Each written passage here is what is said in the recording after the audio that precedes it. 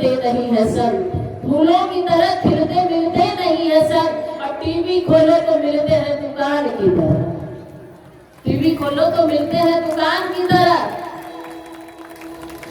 सबको तो देते हैं शांति का उपदेश, सबको तो देते हैं शांति का उपदेश, लेकिन आपस में लड़ते हैं पहलवान की तरह, आपस में लड़ते हैं पहलवान की तरह। अभी रुक जाइए, लास्ट में बजाइएगा।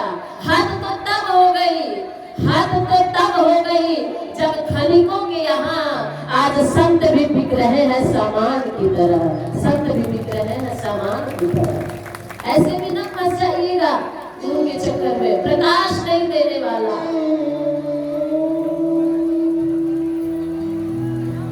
मेरे भाइयों बहनों, विषयांतर नहीं होंगे, चलते हैं ऐसे प्रकाशवान गुरु के पास जो आपके जीवन के अंधकार को दूर करके प्रकाश प्रदान कर देने वाला। और एक नहीं, हजार नहीं, लाख नहीं, करोड़ों करोड़ों का आज जो गायत्री परिवार जिस प्रकाश में आज पीला वस्त्र धारण करके आप सबके समक्ष ये अभियान रचाया गया है, बस उसी प्रकाश को लेकर के आए जो प्रकाश पुंज धरती पर कभी निकला और इसके प्रकाश के रूप में निकला आवलखेड़ा ग्राम में, जनपद आगरा आवलखेड़ा ग्राम में 15 साल की अवस्था में सौ प्रकाश को जो निकला, रंग धड़क तस्वीर। और जैसे 15 साल का बालक अपने पूजा की कोठरी में देखा कि प्रकाश में से कुछ निकल रहा है, ज्योति में से कुछ निकल रहा है, नन्हा से बालक डर गया। वो प्रकाश में हाथ रखती है शक्ति और कहती है, बालक डरो मत, 3 जन्मों से तुम्हारे साथ हूँ और इस जन्म में तुम्हें विशेष प्रकाश के रूप में भेजा जा रहा है, पूरे धरा पर ज्ञान का प्रकाश फैलाने के लिए बहुत बड़ी जिम्मेदारी तुझे सौंपी जा रही है। वो नन्हा सा बालक पूछता है, कौन सी जिम्मेदारी, कौन सा प्रकाश? बोले, पहले तुम्हें 4 बार हिमालय की यात्रा करवाऊंगा और चारों बार में तुझे 4 प्रकाश दूंगा और उस प्रकाश को पूरे विश्व में फैलाओगे। और पूरे विश्व में आज प्रकाश फैलाने वाला वो छोटा सा 15 साल का बालक गायत्री मंत्र जपने वाला, मेरे भाइयों बहनों, पूरे विश्व में अपने प्रकाश का उजाला फैलाते फैलाते फैलाते फैलाते शांति कुंज से मथुरा से लेकर के मथुरा में तप किया। जहाँ एक श्वास लिया वो तीर्थ बन गया, जहाँ तप किया वो तपोभूमि मथुरा बन गया, जहाँ जन्म लिया वो जन्म भूमि आवलखेड़ा धाम बन गया। और जहाँ उन्होंने ढेर सारी साधनाएं करके और संस्कार दिए वो संस्कारवान भूमि युग तीर्थ शांति कुंज हरिद्वार बन गए।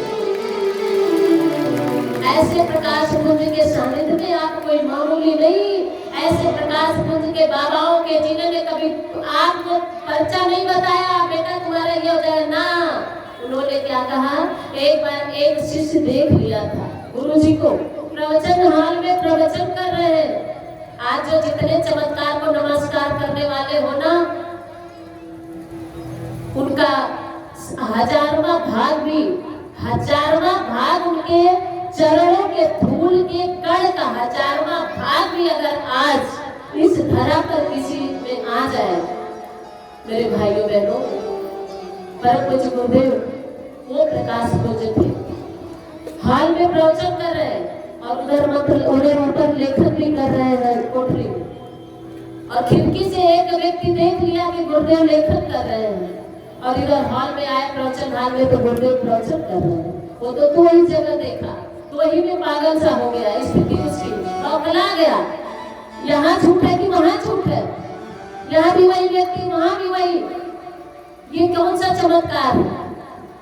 तो कई चक्कर आया गया, यहाँ वहाँ कोई बालक देखा वाली हाल हो गई, कई चक्कर आया गया। एक बार वहाँ जाता देखता तो खिड़की के यहाँ गुरुदेव बैठ के लिख रहे हैं, फिर आता देखता तो गुरुदेव यहाँ प्रवचन कर रहे हैं।